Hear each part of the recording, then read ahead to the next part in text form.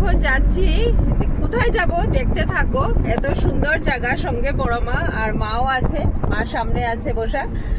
তো এত সুন্দর জায়গা আর বিকালের টাইম সত্যি খুবই ভালো লাগছে। তো দেখাবো, যাচ্ছি, দেখার মতো জায়গা। তাড়াতাড়ি করে রান্না করে নিলাম কারণ আজকে এক জায়গায় যাব।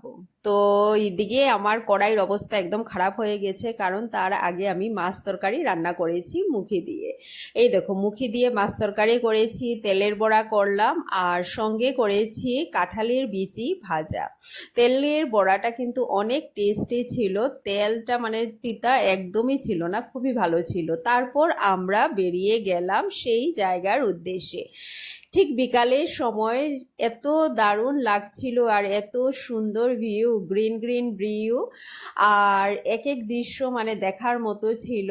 আর এদিকে আকাশে কিন্তু কালো হয়ে মেঘ আসছে, বৃষ্টির ঠিক ভাব, কিন্তু বৃষ্টি পড়ছিল না। আর আমরা যে জায়গায় যাচ্ছি সেখানে বৃষ্টি না হওয়াটা খুবই জরুরি, কারণ যাওয়ার পর দেখতে পাবে কোন জায়গা। তো এখানে দেখা যাচ্ছে, দেখো চা বাগান, চা বাগানের এদিকে আমরা যাচ্ছি। এত সুন্দর চা বাগান, মানে আসামের সবচেয়ে ফেমাস তো এটাই যে আমাদের আসামের চা।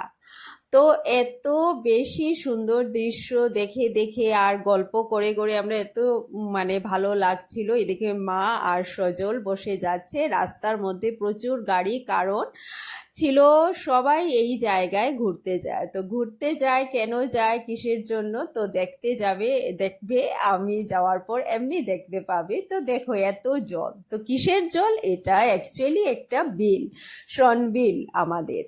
এত বেশি জল চারিদিকে, বৃষ্টির সিজন, তো জলটাও প্রচুর বেশি মানে ভাবে চারিদিকে। এখানে এত সুন্দর লাগছিল চারিদিকে জল, আর দেখো কত মানুষ। আর ক্যামেরা সেট করতে গিয়ে আমার একটু প্রবলেম হয়ে গেছে। তো আলটিমেটলি দেখো এত সুন্দর দৃশ্য দেখে মন একদম জুড়িয়ে গেছে, চারিদিকে জল। আর এদিকে দেখো নৌকা, নৌকা স্টিমার করেও এখানে এই জলের মধ্যে মানুষে ঘোরে, প্রচুর দেখে, দেখার মতো জায়গায়। এই দেখো হাঁসও দেখা যাচ্ছে, আর এত সুন্দর দৃশ্য। শীতের সময় কিন্তু এইগুলো জায়গাতে একদম জল থাকে না, একদম শুকনা থাকে, যেখানে পিকনিকেও আমরা মানাই। এই দেখো শনবিলের সেই জায়গা, এত মনোরম দৃশ্য, মানে দেখার মতো। সূর্য অস্ত যাচ্ছিল, আর এই দেখো বড় মা, মা হাঁটাহাঁটি করছে, দৃশ্য দেখছে, আর কিছু ফটো আমরা ক্লিক করলাম। এত মানুষ সবাই এখানে ঘুরতে আসে, এত সুন্দর দৃশ্য। আর ঠিক বিকালের এই যে সূর্য অস্তের যে দৃশ্যটা জলে ঝিলমিল করছিল, দেখার মতো ছিল। আর এখানে নৌকা স্টিমার করে মানুষ মানে প্রচুর দূর দূর পর্যন্ত, ওই দেখো দেখা যাচ্ছে নৌকায় প্রচুর দূর, মানে ঘুরে ঘুরে দেখে। আর এখানে বসে আমরা ঠিক উপভোগ করছিলাম বিকালের হাওয়া আর এই সুন্দর দৃশ্য। সত্যি খুবই ভালো লাগছিল। আর এই দেখো নৌকার মধ্যে প্রচুর মানুষ, প্রচুর মানুষ।